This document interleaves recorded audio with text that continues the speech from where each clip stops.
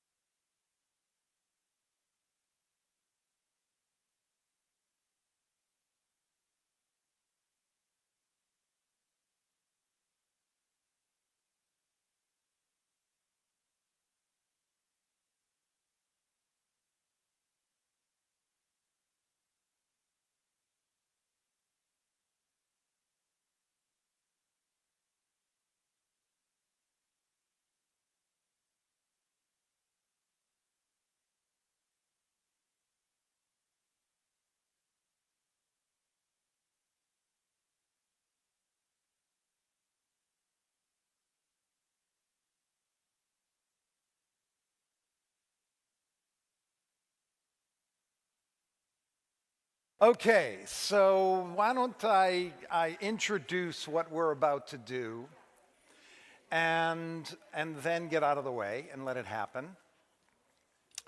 Some years ago, I don't even remember the first time that we did something like this. We used to do readings of the book of Jonah, which is a book that is traditionally read in the afternoon, especially on Yom Kippur. It has some interesting themes to it. And then I guess it was in 2017, I can't remember that far back anymore. In about 2017, I took a 18-month course in mindfulness meditation, which I've talked about many times in the synagogue. And when it came time for Jonah, it was like, what can we do with this that kind of brings some kind of mindfulness, some kind of meditation into it? And so over a period of time, I started working on the text of Jonah in a kind of more dramatic way. Like, I guess the best way to describe this is it's spoken word. So it's not going to give complete sentences and a narration, and it's not prose, but it's intended to tell the story of Jonah in a more poetic way, where as you hear the images, it doesn't matter what's conjured up for you, that wherever this takes you, that's where you're supposed to be. And we're blessed in that we have Lucy Davenport, Jake Broder, Melissa Greenspan, all professional actors. And like, how wonderful is that, right?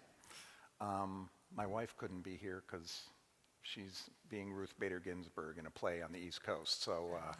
So maybe next year, but thank you so much for agreeing to do this reading. We were thinking maybe Jake would do some base runs while this is happening, but his wife nixed it. So, and by the way, the two of them are married, not Melissa. She's married to my brother-in-law. So this is just a inside kind of family thing here.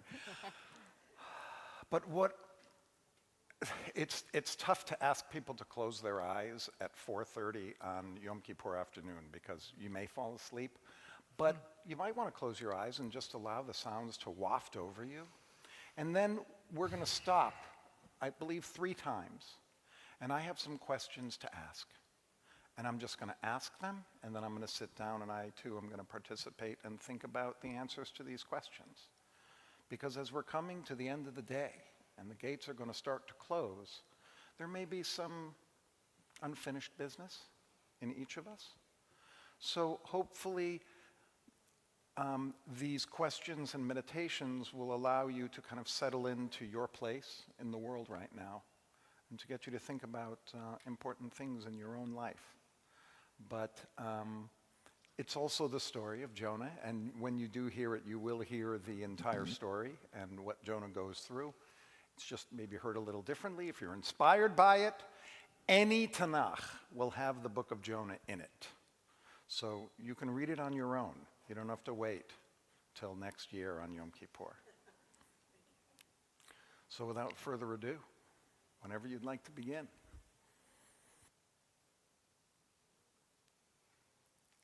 This is a story about a prophet. A reluctant prophet. His name was Jonah. He was asked to reverse the fate of a city with sinners from end to end. Nineveh took 3 days to walk through. It was as big as any of the day, and the sinners' sins were big in the city of Nineveh. God asked him to go and asked them to change. Give them the time to change their ways, but Jonah didn't believe they would change. Why would they change if they always act this way? They were murderers and cheats and stealers and worse. They spent their lives chasing greed, ate their time with atrocities. So why should they change? How would they change? How could he ever change them? Into the sea. Jonah went in the other direction, away from the sinners, but sinning himself by disregarding God. Where was his love for those people? Where was his humanity? In the same place where it was found yesterday. He convinced himself to go out to the sea, into the Mediterranean, to the people in a city who were afraid to sin against God above, the city of Tarshish, a city with people not like the Ninevites. Who could be? They were choking each other and biting the hand that warmed their nights. He convinced himself to go out to sea, Where he wouldn't be found. Where he couldn't be heard. where he can escape his duty. He convinced himself to go out to sea, into the Mediterranean. So he hopped on a boat with some idol-worshiping sailors to Tarshish. It is very easy to locate Jonah because he's on his way to Tarshish. Where are you? Now's the time to locate yourself. What is your now? Are you running from something? Are you running to something? Are you lounging in a chair while everyone else is running? For now, find your now.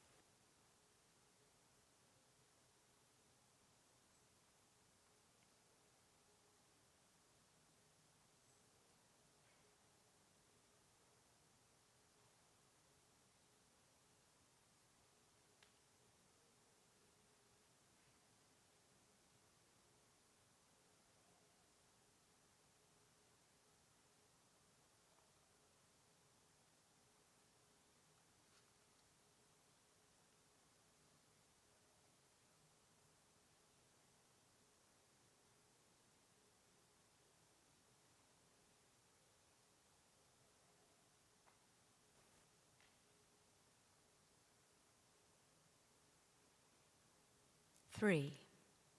Cannot run, cannot hide. He lay in the belly of the boat. A storm raged above on deck. The sailors were praying, but to no avail. They were praying to the wrong gods. How odd was this prophet, Jonah the sleeper, closing his eyes to the truth of the storm. Jonah was sleeping, and the boat tossed and turned, and the sailors cried out, Get yourself on deck and pray to your God. Jonah knew better, to open his mouth with prayers to his God that would not suffice. Throw me overboard, and the storm will stop, and I will be alone in the sea with my God, with my fate, and you will have each other to offer to your gods another night. The sailors closed their eyes and threw him to his death, and as the waves caught him, they saw him disappear. To the deep. To the dark. Into the waves. And the storm stopped. A calm took over the sea. The sailors bowed and became believers, and Jonah floated and sank, and floated, and then he hovered just under the surface of the deep. 4. In the fish. Jonah stared up from under the sea. The stars peered down from the sky, and Jonah felt nothing but the end of his life. It was near, he thought, and he knew he deserved the fate that was ahead of him.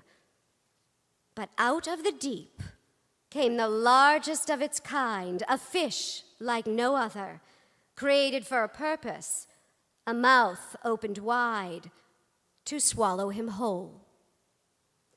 The prophet Jonah, who escaped from the land, who was thrown to the sea, and now living in a living cave, a haven in the deep, a home in the depths of the belly of a fish. To wait. To think. To exist. For 3 days, for 72 hours, alone, alive, to wait and think and contemplate his faith, his existence, his mission, his life. After 3 days' time, the fish spit him out, and he flew like a bird with a water comet tail. He came to rest on the edge of a continent. He raised his eyes. He saw his future. He saw his life. He saw his way. He saw. He went. Jonah had to sink into the sea in order to understand that he had no choice but to go where God told him to go.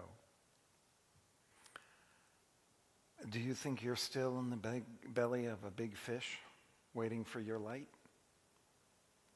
Have you figured out what you need to do? Is there anything to figure out at all? Have you been running from something, but you know you have to do it? It's no longer about where you are, it's about where you're going. Or if you are deep down inside the sea, inside the belly of a fish, how in the world are you going to get out of that thing? Let's think about that.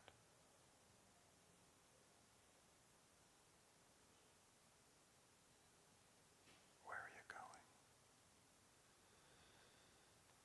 How are you going to get there?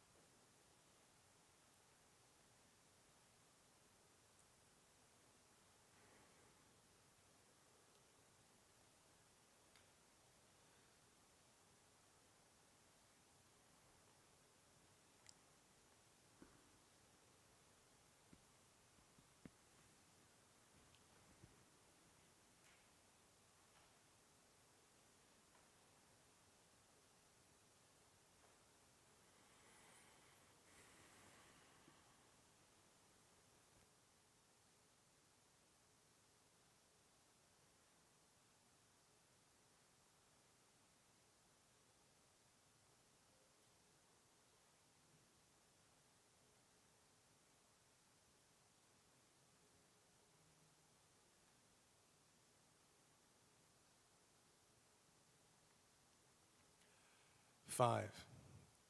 Failure or success? Jonah was alive. He survived the trauma of the sea, was behind. He made his way on foot, miles and miles, with a goal in mind, with a goal in sight. He strutted through the desert like he had somewhere to go. And his mind filled with success about his mission to Nineveh. They lived with excess. They disregarded law. They cavorted through town. They were barely human. His mind went on and on, how he would warn or inform them that they would die in 40 days' time. He amused himself with a muse in his mind of stubborn people staring at death, feebly, death staring right back. One by one, he'd seen them pass, their last breath like a mist wafting up to the sky. He arrived at the scene, one day's walk through the city. He stood up proud and pronounced to the crowd, 40 days more and Nineveh will be overthrown. There, he had done it. There, he had said it. Success was at hand. But wait. He had to wait. Wait. Waiting For God to strike. just 40 40 days and and nights.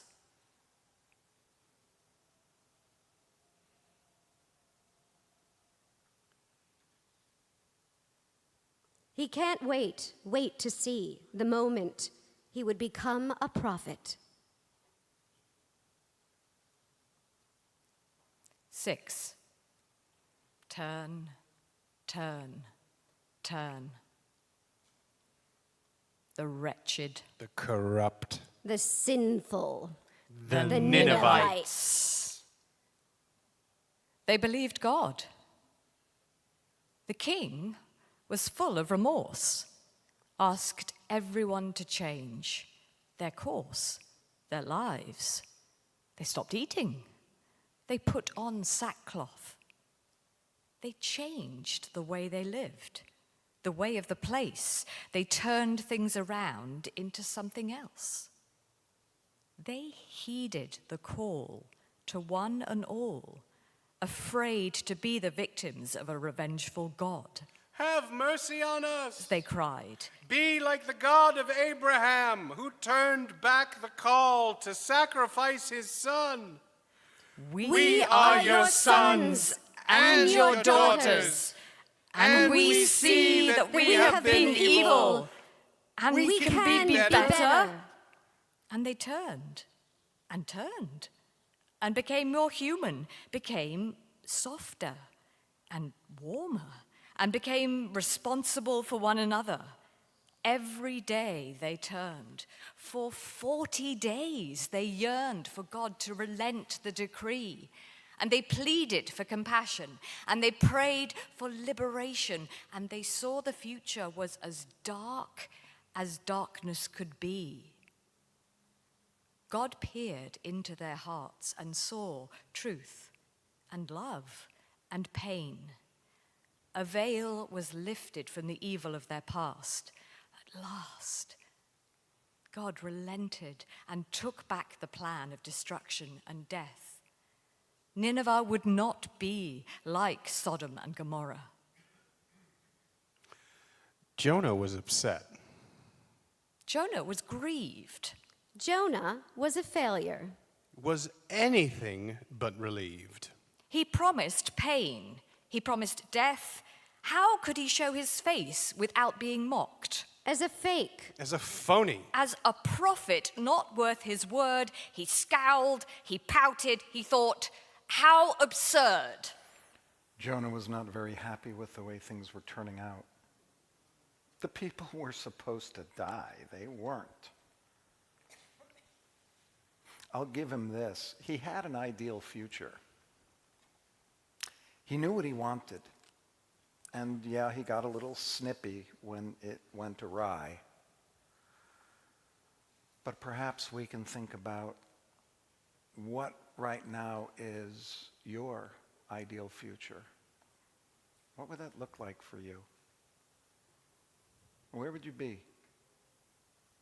With whom would you be? And what would that be? An ideal future for you as you think of it now.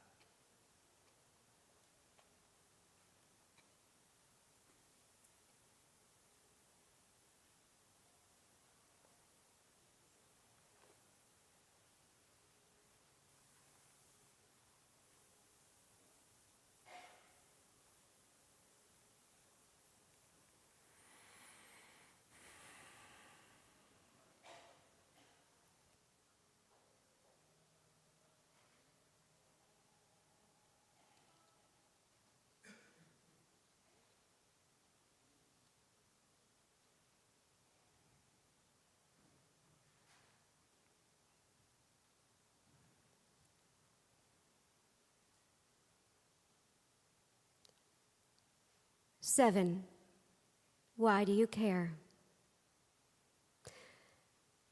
Jonah knew in the back of his mind that God was gracious and full of kindness, and that's why he ran and fled to Tarshish. This was a job doomed from the start.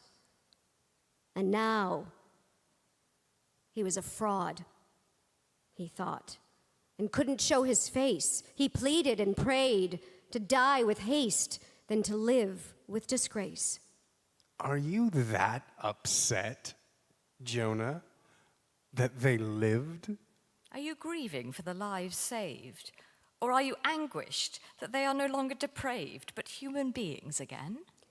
Jonah fled once more and took up on a hill, built a shaded sukkah to rest, to regroup, to see what will happen now that he was wrong. While he rested, God gave him a gift, a gourd, a growing plant for shade and for thought. Jonah loved the fruit. He loved the plant. He stopped thinking for a moment about all he had planned and instead basked in the shade of God's creation. Finding peace in his heart.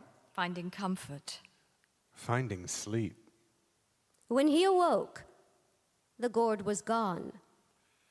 He had nothing to do with its life. He had nothing to do with its death.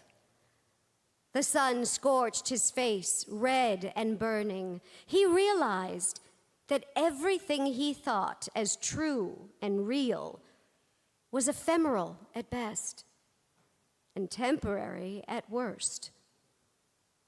And so was he, becoming faint and woozy. He reacted, as people do with pain and suffering, over the loss of his gift.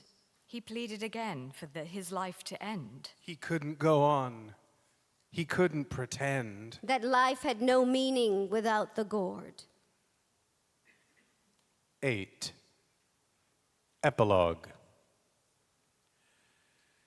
God held Jonah in God's palm and caressed him with words in the center of his mind. So much pain you felt for yourself on account of the gourd. God said. Yet you had nothing to do with its existence. You didn't plant it. You didn't care for it. You didn't destroy it. You had no connection to it. There are 120,000 human souls in the city who came to life through my own breath. My creations, my children, who knew not their right from their left, who knew not the difference between themselves and the beasts. Should I not care for them? Should I not nurture them? Should I not desire for them to be responsible for each other? In the end, Jonah was not successful as a prophet, but he does learn the lesson that he was set out to discover, and that was that people can turn and can be forgiven and that we need to care. But I thought for our final thoughts, our private thoughts, perhaps there's something that happened to you this year and you don't feel it went right. Maybe there was something you set out to do and you were not successful. Maybe you were successful and that success left you empty, like Jonah. Perhaps you can go back, think about those moments and what you may have learned.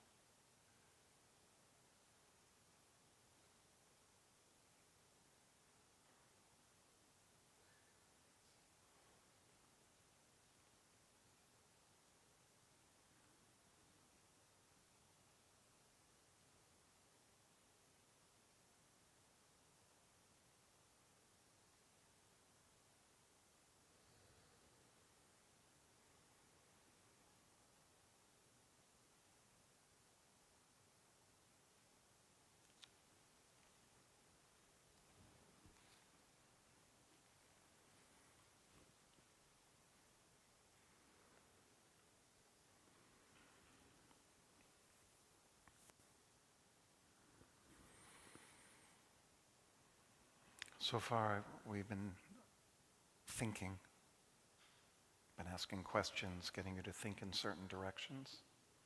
And we're just about to enter into that time where we go up to the Ark and spend our private time there. And this might be a nice opportunity to kind of take 3 minutes to clear ourselves. That instead of thinking, we're going to try the opposite, to not think. To clear our head.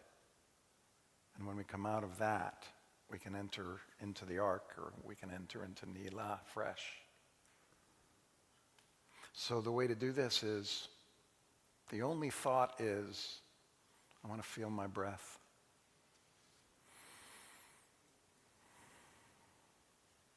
Feel my stomach get bigger and then contract. And try for just 2-3 minutes just to concentrate on our breath. Whether you concentrate on that or not, you're going to be breathing. But just try to feel each breath as it comes in and as it goes out. The cold air in, the warm air out. And all we're thinking about is our breath. That being said, I know what's going to happen in about 5 seconds. You're going to start thinking again. Just say to yourself, right now, I'm just concentrating on my breath. In 3 minutes, I can start thinking again. I will stop talking, and let's start breathing.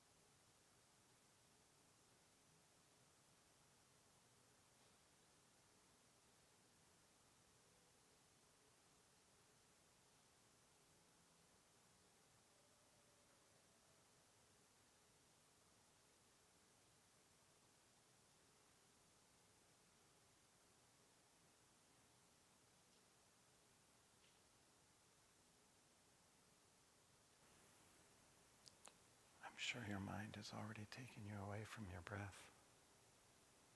So with love, just bring yourself back. We're just breathing. It sounds simpler than it is.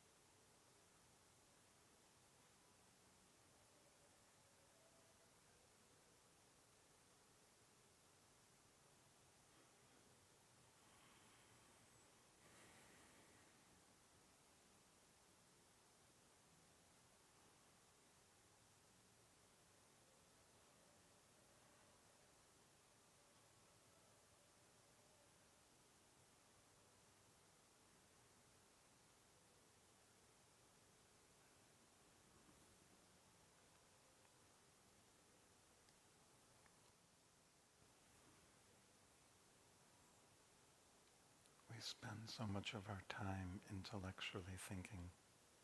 It's hard to let go.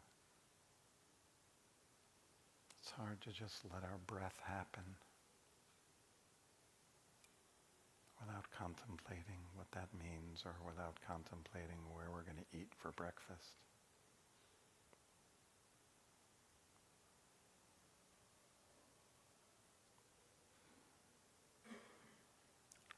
Or hearing the music in the back, or a breeze in our face.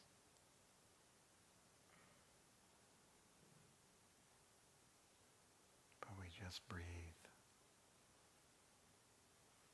We just be instead of do.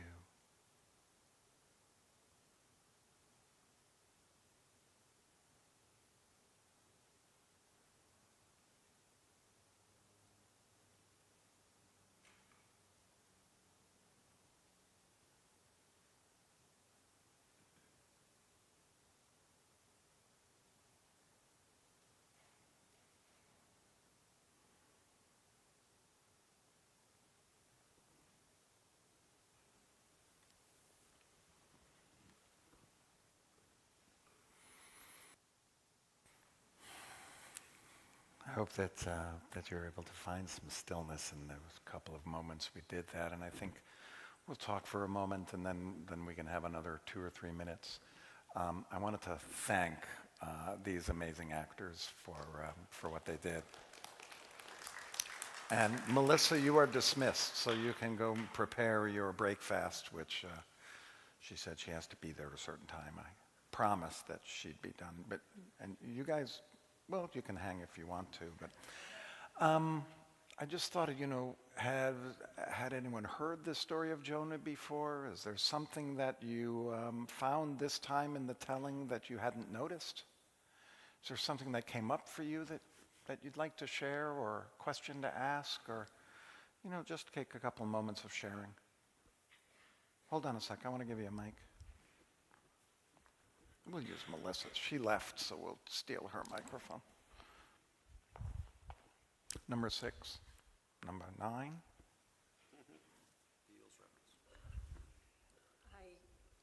It's number 6. Number 6. Awesome. I was very moved by the telling of the story, but for me, the story of Jonah has always centered on being inside of the whale. And I kept waiting for the whale and for the isolation and loneliness of that ending. And What do you mean that ending? well, he's inside the whale. For 3 days in the 2nd chapter of the book. He comes out. For me, he'd never.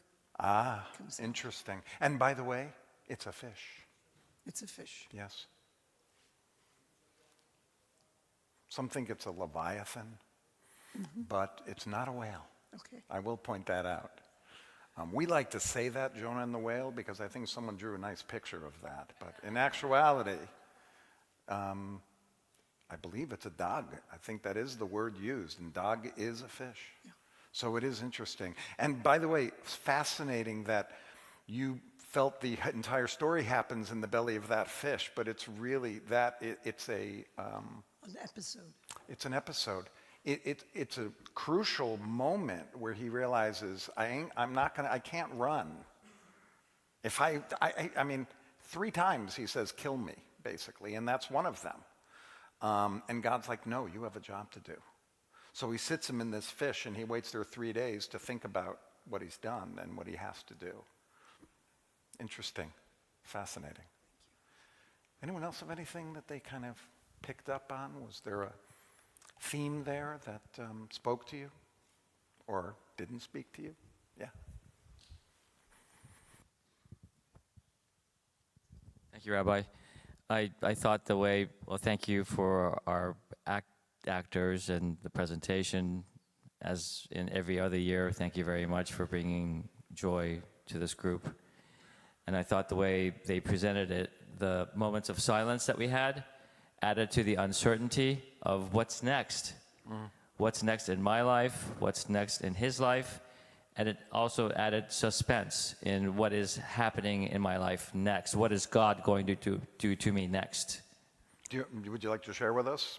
No, I'm just kidding. I'm You don't have to thinking. share. I got to go You up to don't the, have to. yeah. Well, that But was the idea, right? To think about where are you now? Where do you think you're going? What's your ideal future? What do you see as I mean, the amazing part to me about that story is really, Jonah really did have an ideal future. He goes there, he tells everyone to repent, that they're going to die. They don't, and they all die. And then, like, he's a hero, right? Because he'd be a prophet.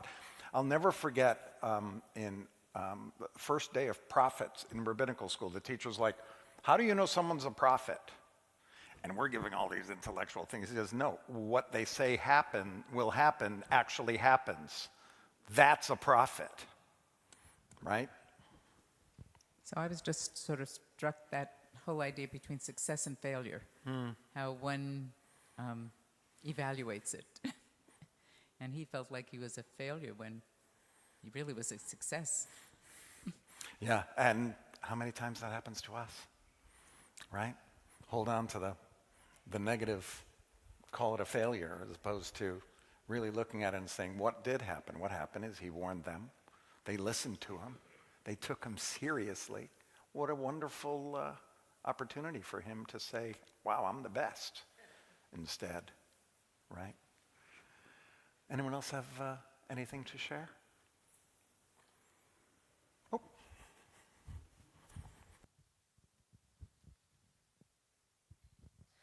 I guess I was just struck by the commitment to the narrative and being so attached to this negative story that Jonah was so unable to even imagine that there might be a positive outcome.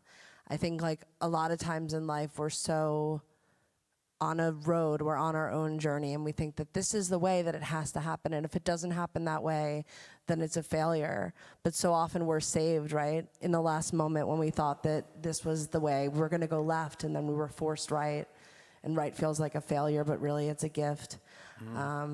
And I never really contemplated that part of the story before. Yeah, it's interesting, right? Like, wouldn't it be great if at the very end he's like, I understand, God. I actually was successful. You know, it's like, wouldn't that be wonderful? It was like tied up in a little bow for us, right? But that last moment is an incredible question that God asks Jonah. It's like, you had nothing to do with any of this. Am I supposed to kill these people just so you're happy?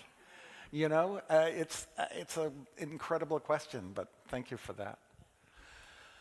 Okay, so in a moment, it's starting to get a little warm in here. We'll have to ask them to come in. Or am I the only one? I'm wearing a white robe, so it's not warm in here? It's too cold before. It was, but you see, it's too cold so that during the service you don't fall asleep. That's the idea.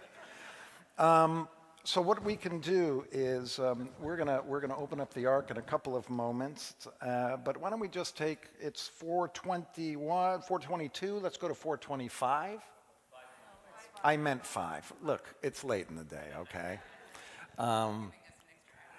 That's right. Yeah, we're on, I don't even know what time that would be, Yom Kippur time. So let's just take a couple, 3 minutes to go quiet again, and then from that quiet, I'll go up and open it. Thank you guys so much. Unbelievable. Our pianist will be here, and he'll play for the time that we're up at the Ark. Now, anyone who hasn't experienced this, what we do is we open up the Ark, and you're free to go up to the Torah, touch it, kiss it if you'd like. Just please don't get lipstick on the white Torah covers. And spend a little time in quiet contemplation right in front of the Ark.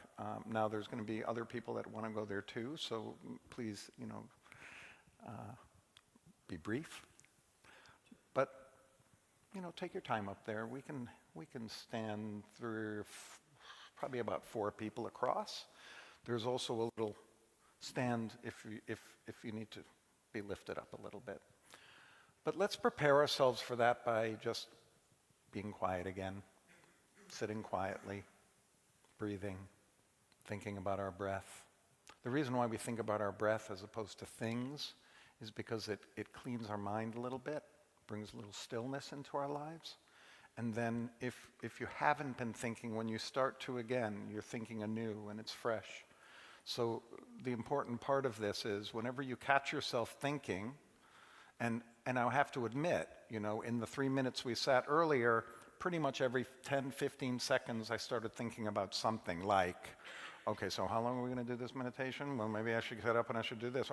And then there's a moment where you're like, wow, I am doing this really well. I'm really concentrating on my breath.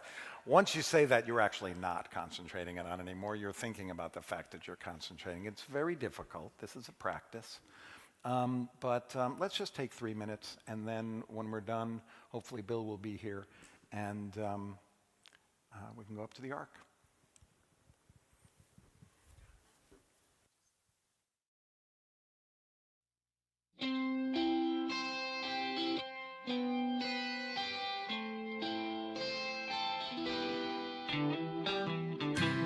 L'ador vador, for generation.